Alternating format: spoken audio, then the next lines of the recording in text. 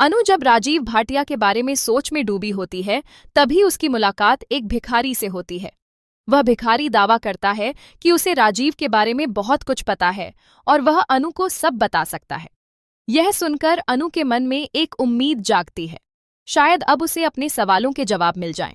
लेकिन अचानक ही उस भिखारी का व्यवहार बदल जाता है। वह अजीब हरकतें करने लगता है और बिना कुछ बताए वहां से चला जाता है। अनु फिर से उलझन में पड़ जाती है।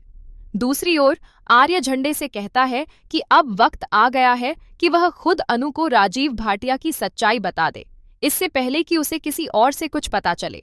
लेकिन झंडे उसे रोकते हुए याद दिलाता है कि जिस सच्चाई को वह उजागर करने जा रहा है, उससे जुड़ा एक खतरनाक राज भी है। अगर वह राज बाहर आ गया तो सब कुछ बिखर सकता है।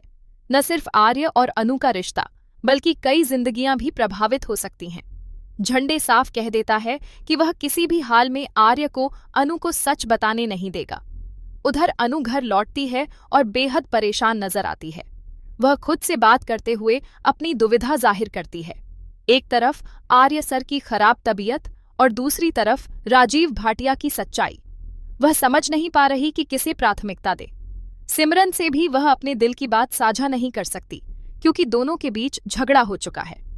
अनु खुद को पूरी तरह अकेला महसूस करने लगती है। रात होते ही अनु को फिर वही डरावने सपने आने लगते हैं, लेकिन इस बार सपने में कुछ अलग नजर आता है।